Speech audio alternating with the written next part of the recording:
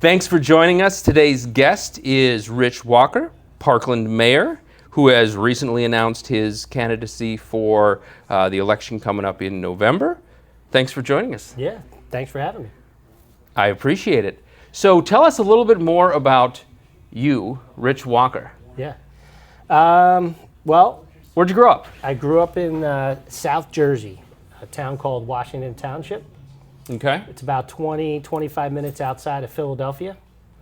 That's why I'm a huge Phillies fan, Phillies guy. Eagles fan, Sixers, and never really got into hockey, so I'm good with the Panthers. I grew up there. I graduated high school, Washington Township High School. Went to Rutgers. Went to Rutgers. Big family, by the way. Do you have a big family? So I have a sister, and I had a brother. Okay. My brother died by suicide. Oh. And then obviously my parents. My mother she passed probably 6-7 years ago. Okay. So right now it's my father, my sister, and I. Mm-hmm. So not a big family. My mother's from Spain. She moved here. She met my father when he was in the service. She was born in Spain? She was born in Spain. Okay. And my father was stationed in Germany. And in Europe, in the summer you go on vacation, but it's several months. Uh-huh. So she was working, I think at a bar or something like that. Met my father. They, hit it off. Yeah. Where did they meet? Do you know? In Germany. I don't know exactly where in Germany, but in Germany. And they ended up getting married. Moved back to the States. Well, obviously that's where my father was from. Where was your father born? He was born actually in Washington Township. Oh, he was? Yeah. Okay, so that really is That's home for you. My grandparents lived there. I don't know when they moved to Washington Township, but my grandparents lived there forever. My father was born there, so he lived there his whole life. And my parents, like I said, they met. My mom was 19. I think my dad was 22. Mm-hmm. And moved here. They were married in Spain. Moved here, had me. Then my brother was 2 years younger than me, and then my sister is 8 years younger than I am. Okay.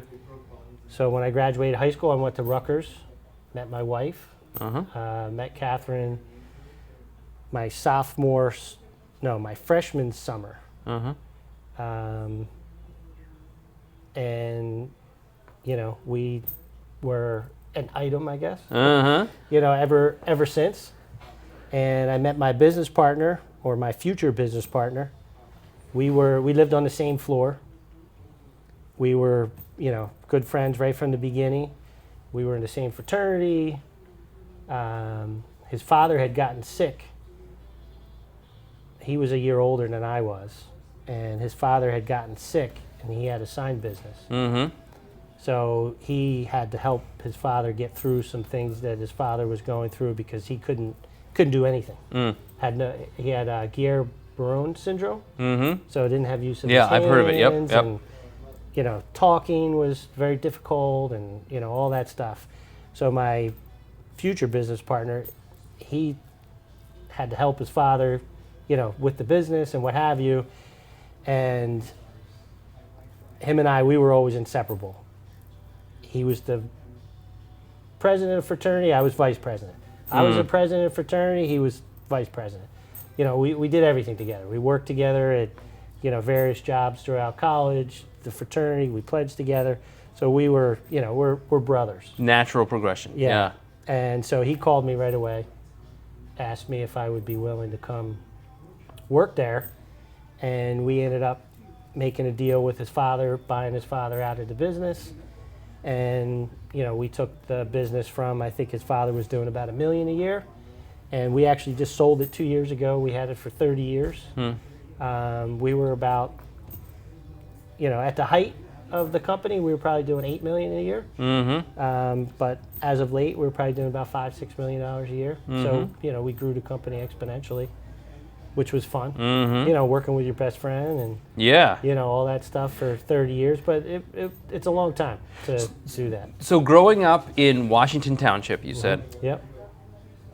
was it assumed you were going to go to college? Is that a thing in your family? Like pretty much everybody's going to go to college? Yeah. I mean, Okay. I wrestled in high school. I was supposed to wrestle in college, but I ended up getting sidetracked. How did you choose Rutgers? I was recruited there to wrestle. To wrestle. I ended up never wrestling, but that's really why, you know, I chose Rutgers. I mean, it's a fantastic school. Yeah.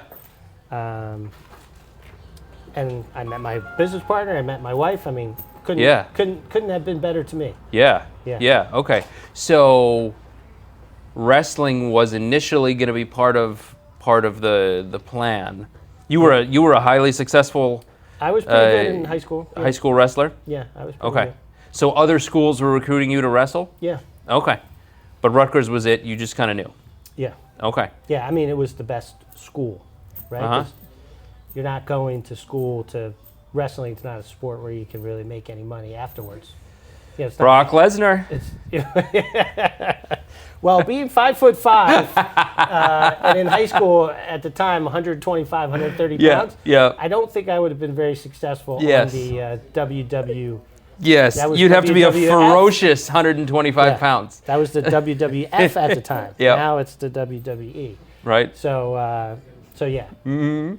But Rutgers was great. So what was your major? Business administration. Okay. I originally thought I wanted to be a lawyer, Uh-huh. but then more schooling didn't really Yeah. fit, you know, my model. Yeah. So were you there 4 years? I was there 5 years. 5 years? Yes. Okay. And then you graduated? Technically, I did not graduate. Did not. Okay. Yeah, I still have a few classes to take, Okay. which you know, looking back, I wish Yeah. I went back to finish. But like I said, I joined, you Yeah. know, the company with my partner, and it just never, Yeah. you know, just Life happens just and off you something went. You never went back. So your friend, the fraternity brother, Yeah, Tom, Yep. you're still close with him today? Oh yeah. Okay. So you guys, and this is the story, right, of many successful business people, and I think in our era, a lot of tech people, right, in the 90s and then 2000s. Yeah. You start a business, you're going to school, you figure out how to run a business, and then you go, Right. and then you go do your business. Right. Well, that's the you know, being in the fraternity, because I always took leadership roles in the fraternity, that taught you a lot. You know, you had to know how to do a budget. You had to make sure everybody was organized. You had to do a schedule. You had to plan philanthropic events, you know, and parties, and, you know, different things like that. So it was, you know, it was like operating, you know, a small business. How many people are in a fraternity? I don't know that much. My parents were in fraternities. Yeah. I played sports in college. I never joined a fraternity. Yep. How many are part of a fraternity? They're all different. Ours, we had about 50-ish. Okay. But some are in the hundreds, you know, some are smaller, you know, but ours were, you know, we averaged about 50, give or Okay. take, brothers. Okay. And so you're getting the business going. And what's the name of the business? Bergen Sign Company. It is just as it is today. It was Bergen Well, Sign Company. Yes. Yeah, it was established in 1918 Oof. by George Bauer. And George Bauer actually left the company to Ethel Louisides, who was with us. She was with the company, I don't even know how long. I mean, she owned the company, sold the company, bought the company back. She was always with Bergen Sign. She was in her 80s when she had macular degeneration. So she ended up having to move with her daughter in Tennessee. But she was with the company, you know, well, I'm going back, Yeah. you know. Decades and decades. 15 years now, but she was there 50. Yeah. We had a 50th Okay. party for her, so she was with the company 50, 60 years. Okay. Amazing. Wow. So you take on the company, you and what's his name? Tom. And you and Tom, and you get it going, and you have an opportunity. And do you pretty much keep doing the same thing? Or do you get into new types of... Yeah, Tell no, us about Bergen Sign, yeah, right? A little more background, yeah. We did a lot of different things. We, obviously we kept the original model, but we wanted it to be bigger. Mm-hmm. So we looked for, larger projects. We joined a union up in New Jersey, looking for national accounts, so we did a lot of things a little bit different, but we tried to do it bigger because when Tom's father owned the company, it was just him. We had, we hired manufacturers, installers. We wanted to do everything in-house. Mm-hmm. So, we grew that way. We bought a few companies, to help us grow, as we were, trying to, get to larger revenue numbers, not obviously profitability, but we did some amazing projects. We did most of the signs at MetLife Stadium. Really? I know I'm talking, from New Jersey, so not a lot of people know New Jersey, but Budweiser had a big facility across the street from the airport, and they had a 40-foot diameter neon eagle that would, flap its wings. Mm-hmm. Which airport is this? Newark. From Newark, okay. Yeah. We did a lot of really cool, awesome jobs, a lot of, big projects, a lot of malls and, things like that. And it's, it was a lot of fun. It was stressful. It was a lot of work, but it was, a lot of fun. What was is the range of signage or sign products? Is it physical? I mean, clearly, right? A 40-foot eagle by Newark we did more, or are there other types of signs too? We did more hard signage, electrical. So like, banners and small road signs and things like that. We didn't really do those types of projects. We did more, like I said, stadiums. We did a lot of work at Yankee Stadium, MetLife Stadium, Mets City Field. We did some stuff.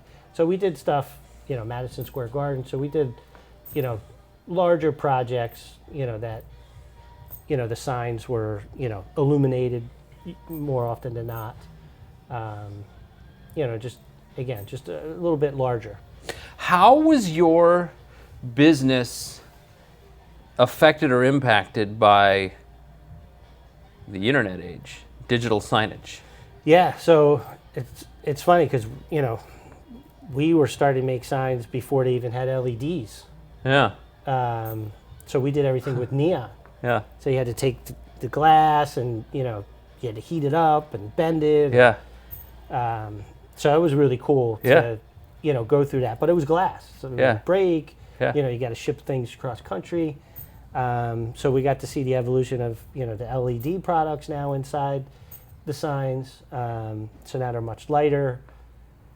They last much longer. So it's a lot different. And then we, as LED message centers started to come more prevalent, everybody's like, well, that's it. Signs are going to change. Yeah. Everybody's just going to put a rectangle up and just have And an then LED. just have it, yeah. But that's never happened because it doesn't give you the unique character, that a sign can give you. Somebody's logo, you spend a lot of time and effort into trying to build your brand and come up with this cool logo. You want something that's custom made, that reflects how much work that you've put into that.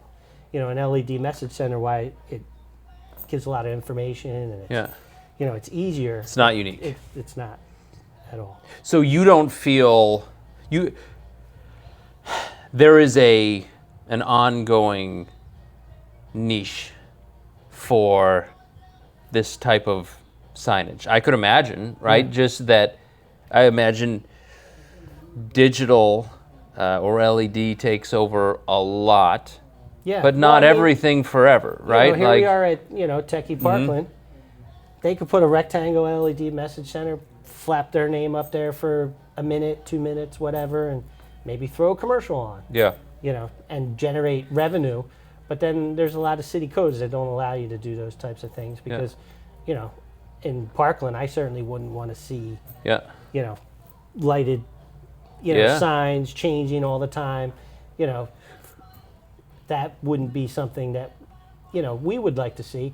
But, go to Las Vegas or We could make the village in the Times park Square. the mini Vegas. Yeah, What do you think? I don't- Like the Venetian pools or the Right. Bellagio, right? We could do this. Yeah. Well, look, I'm talking to the right guy. Yeah, it's going to be what the residents want to do. But I don't think the Venetian, or while it's a great Right. hotel and casino, not sure that's the right path to go on. No, certainly not. But to your point, there are always unique signs that people are That looking was to great. have built, right? I mean, that was great. 'Cause we got to see something from someone's thought to paper.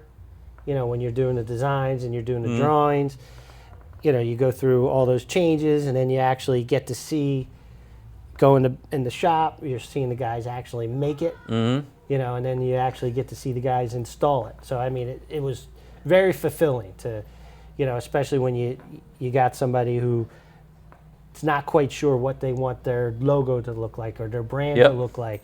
And you kind of just have those meetings to kind of try to understand what they're looking to do and what, where they want to go. And, you sit down with the designers and you kind of try to fashion something that will meet the needs of what the customer is looking for.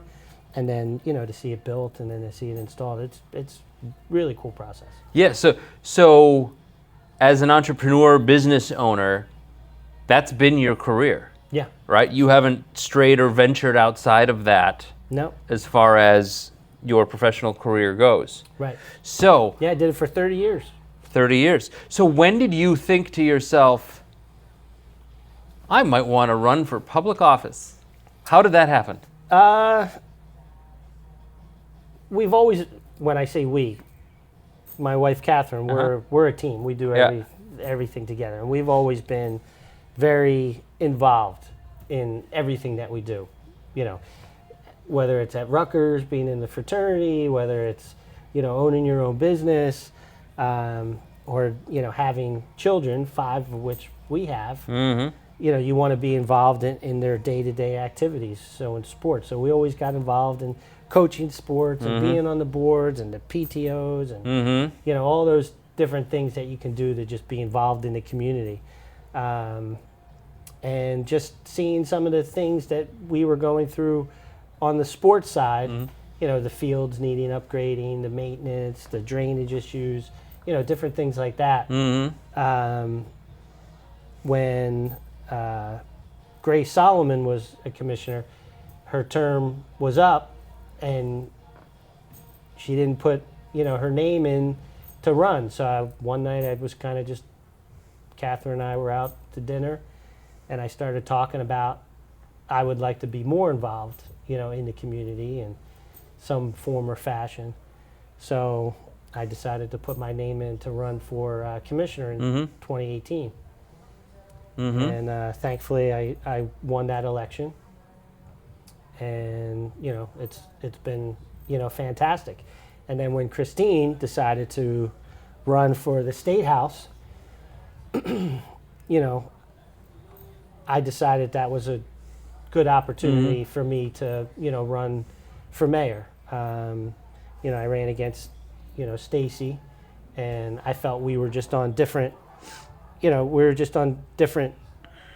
levels, not good or bad. I was a younger parent with younger kids. I had a different perspective, and I felt that's where Parkland was kind of headed in that same direction. When we moved here in 2014, there was a huge influx of new families because that's when the wedge was being built. So there's a lot of new families coming in.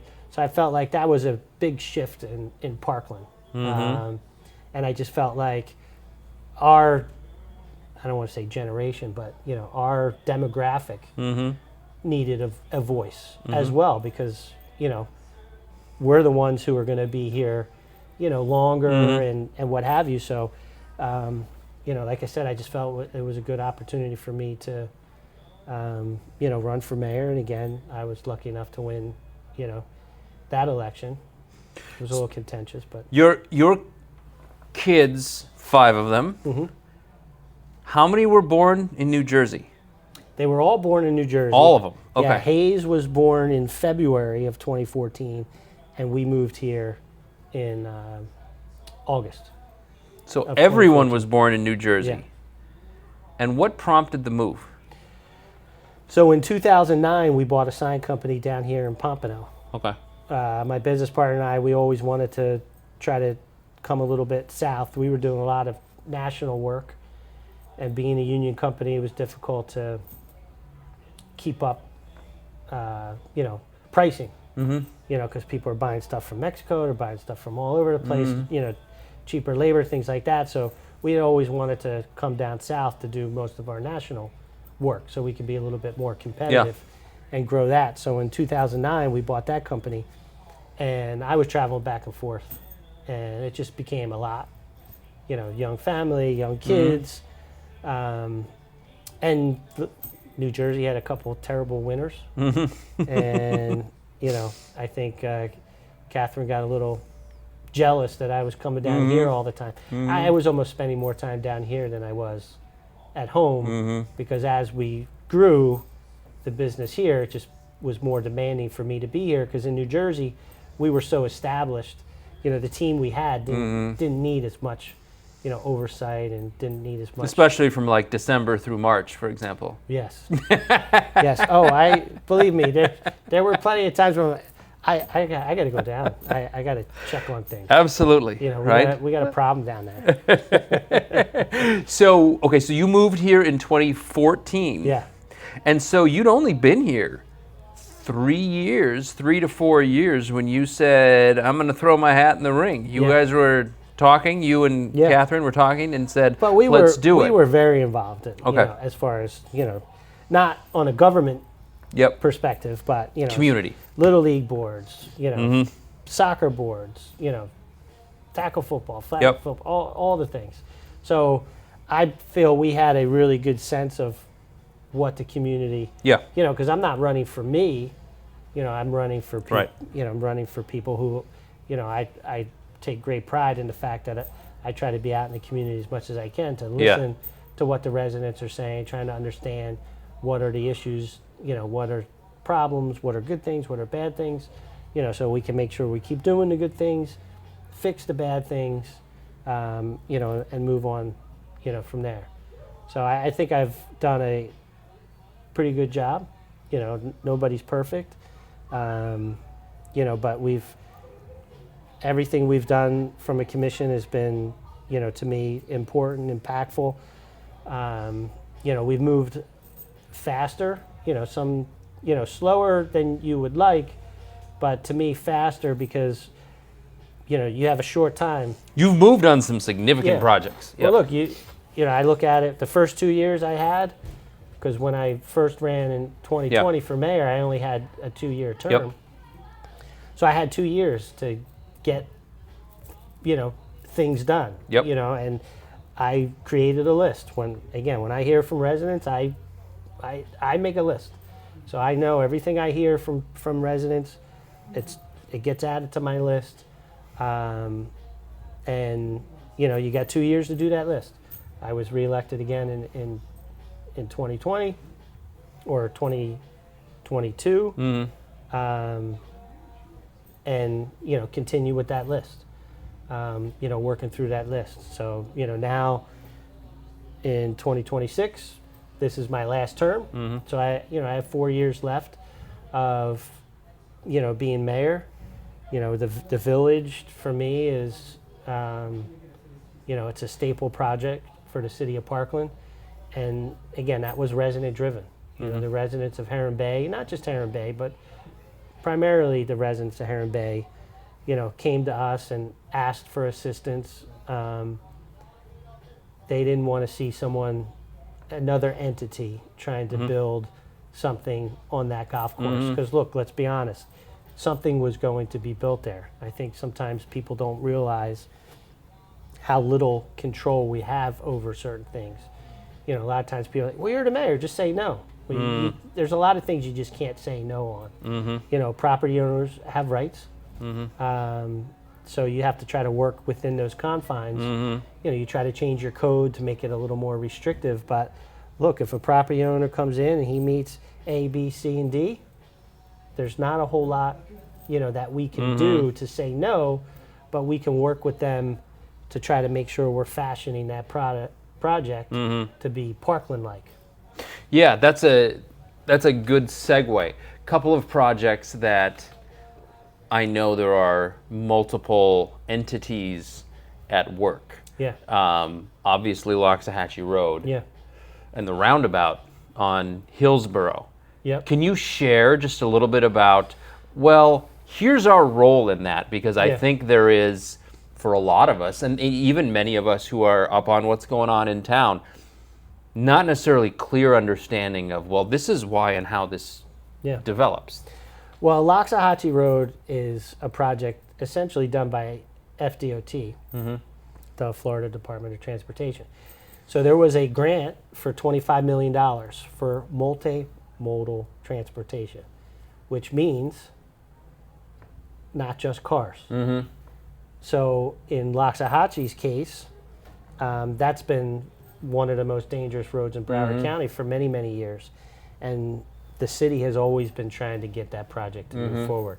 And once they came to us and say, look, we got 25 million, we're going to start working on this project. Parkland only owns 1 mile. Loxahatchee Road is 6 miles. What mile do we own? We own Parkside, a little bit before Parkside and a little bit after Parkside. There's no definitive, from here. It's the far east side. Yes. So then the county owns some, and then the FDOT owns the rest. So we couldn't say no to the project, and why would we say no? Look, we're, not that we were handed the money, but there's $25 million available to redo Loxahatchee Road.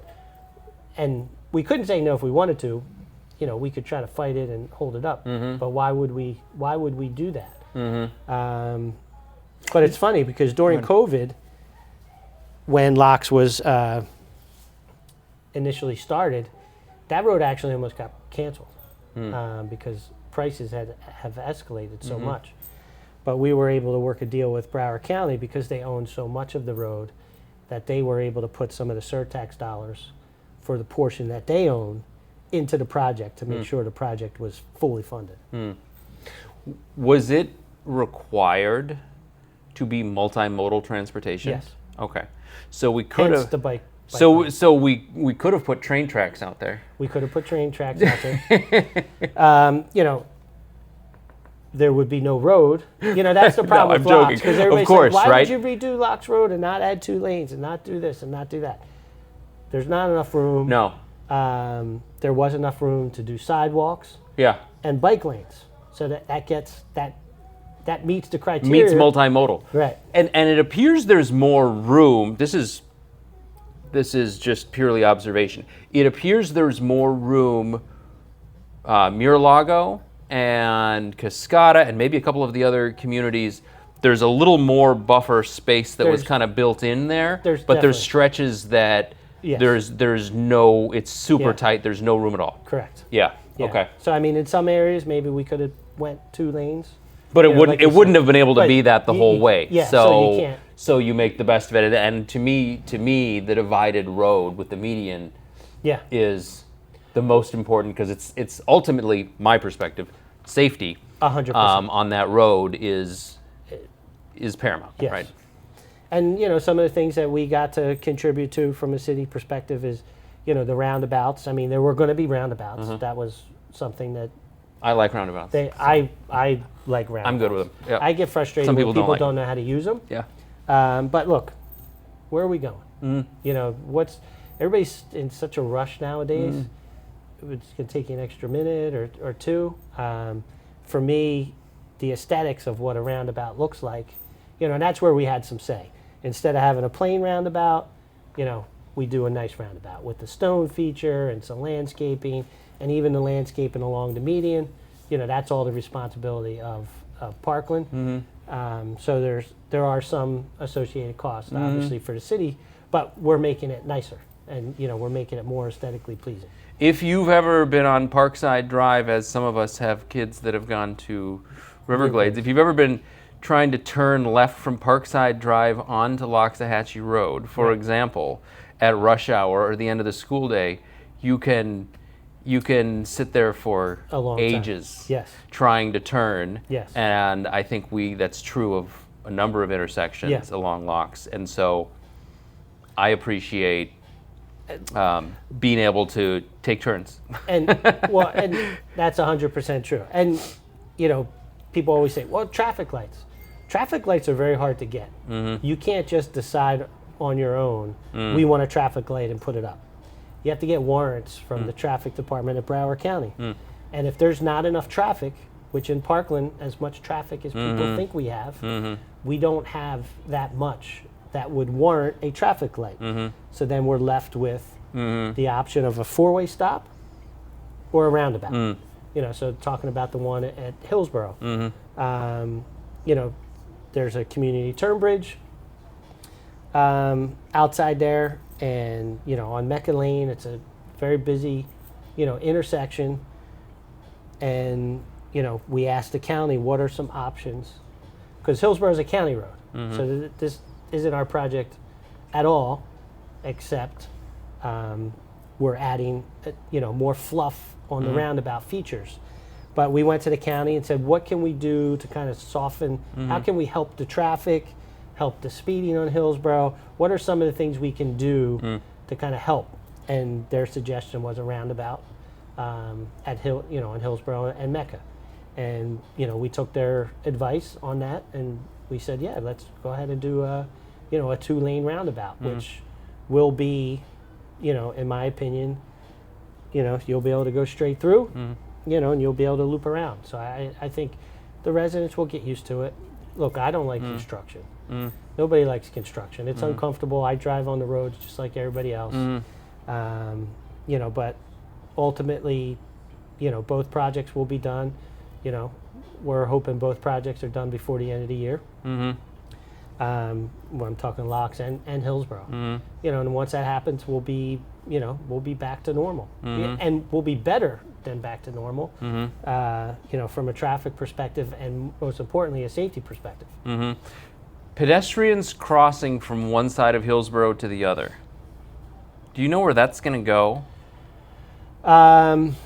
Off the top of my head, I don't, but I know they are adding another I know that's a crosswalk. struggle when Terramar gets packed, right? Yeah. And we expanded parking, but there's Parkland Soccer Club and Little League and whatever else is going on over there. Right now we only did the parking temporarily, so we'll get another 20, 25 spots when we do it permanently. So I think it won't be perfect, but it'll be much, much better. Okay. So as it stands, you're running for mayor in 2026. Do you like campaigning? Do you like that activity? And let me, I guess,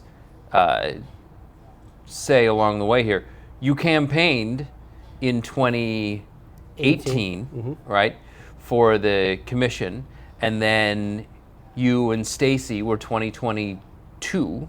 Am I saying that right? Yeah, 2022. Yeah. No, 2020. 2020, right? 2022, you were Reelected for a full. Reelected for a full. Unopposed, correct? Yes. Unopposed. And so that's where it stands right now, as far as I know. Yes. I haven't heard. Okay. But there's still time. Yeah, there's still time. What do you foresee in the next 4 years that people aren't necessarily planning or expecting around here? I mean, Parkland is filling out. Wedge Preserve is going to be done. These projects are going to be done. Yeah. The roads, and I could ask on that one, they do flood. The roads over Ranches and Pine Tree, they do flood. We see some of that. Is there a chance of, and this would involve the local residents too, right? But like guardrails? Or is it just what it is? You know what I mean? Because the roads are plenty wide, but then they flood, and then every once in a while you see a car in the canal. Pine Tree, with the project we just completed, won't have those issues. So Pine Tree, that project's finished. So that's, to me, that's a huge success. That's been going on for decades. So I'm glad that that project is finished. The ranches project is a much bigger project because we're also doing all the drainage ditches to try to correct the problems that they have with flooding. We're also changing the slope on some of the roads, so now the water will go into the drainage ditches. We're going to be getting a new pump. The pump we currently have in the ranch is only it's not motorized, so you can't bring water in and out as you like. We'll be able to do that on our own. If the drainage ditches are getting low, we can bring water in. If they're getting too high, we can pull water out. It's going to give now they're much deeper, they're clean, they'll stay maintained. That's going to make safety much better because there are no fire extinguishers or fire hydrants back there. There's no water, so firefighters will be able to use the drainage ditches for an opportunity to get water if needed. So the ranch is, it's a very large project, doing all the drainage ditches and also doing the roads. Yeah. But it's a long time, it's another project. Yeah. Long time coming. Will guardrails ever end up there? There'll be some areas that have guardrails. There'll be some area that has, different signage markers. We're looking at potentially adding street markers along the street, reflectors for at night and kind of like a little rumble pad or something like that. We're looking at different safety features to try to make it, as safe as possible. Yeah, yeah. So Parkland is filling out. Not a lot of space. Yeah.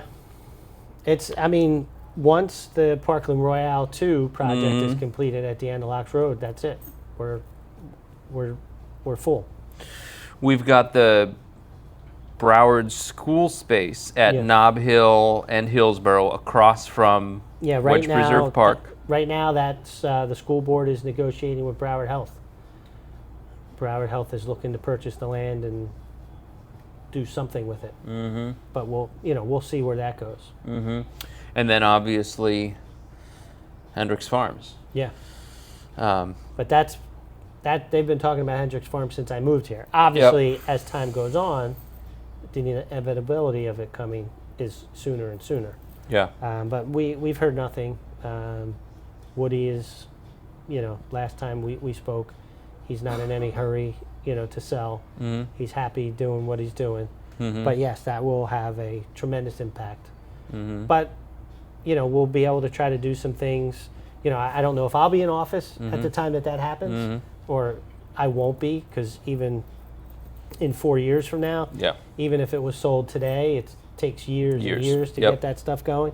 But you'll be able to make University wider. Hillsborough will go all the way through. There's a lot of things that can happen that you can do to kind of offset some of the negative impacts. Yeah.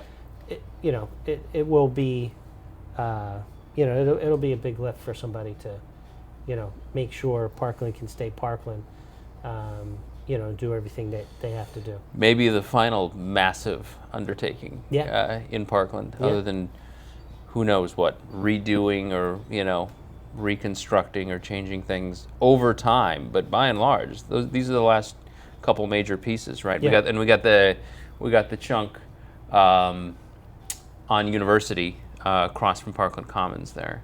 As well that's the piece. Parkland Golf. That's the one you're talking about. That's the one that Broward Health is in negotiating. That's the one. Yeah, and that one's been in process for a little while. That actually, there's two parcels. Broward Health already owns one parcel, and they're trying to buy the other parcel.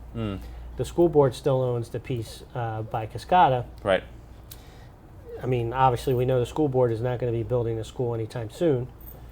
Last I heard, they have 40,000 seats available. So until those seats are full, there will be no schools built. Yep.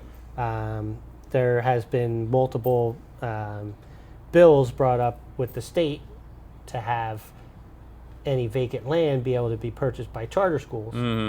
But to my knowledge, that hasn't passed yet. So for now, the school board can continue holding that. But if the state does pass the charter school, it's going to be swooped up by a charter school, unless maybe Parkland can figure something else out. Mm-hmm. Okay. But it's supposed to be used for an educational purposes. Okay. 5 kids. Yep.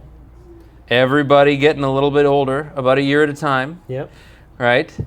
Yeah, Mayor, going on your, potentially Yes. final term. Been involved in government life, coaching life, civic life Yeah. for going on 10 years here. Why? Why do you do it? I really enjoy it.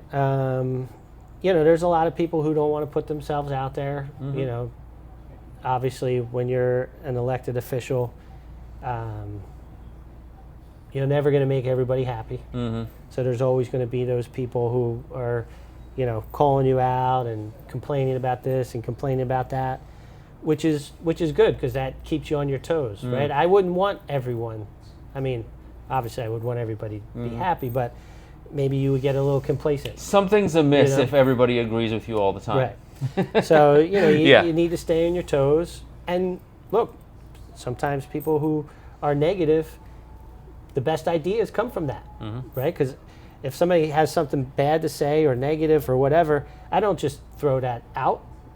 I still listen and I try to understand their perspective, and maybe there's some changes that we can make to whatever we may be doing to kind of make a project better. So everything is important. Good things are important, bad things are important, but I think I enjoy it because I feel like I have a good temperament. I don't get too excited one way or the other, and I believe I'm a very good listener, and I like to hear. I love engaging. You asked me earlier if I like campaigning. The answer is no. Campaigning itself, but what I do enjoy is being able to be out there, engaging with the residents, talking to everybody, trying to understand.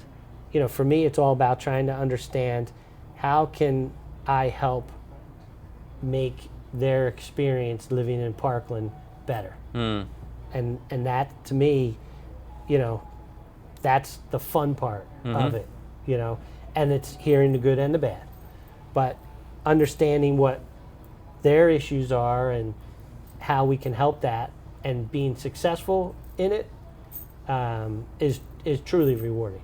I mean, it really is. I mean, it's, when Wedge Preserve Park, when we get to do the ribbon cutting of Wedge Preserve Park, that's going to be great. I was on the commission when actually Christine was the one who initially brought up purchasing land.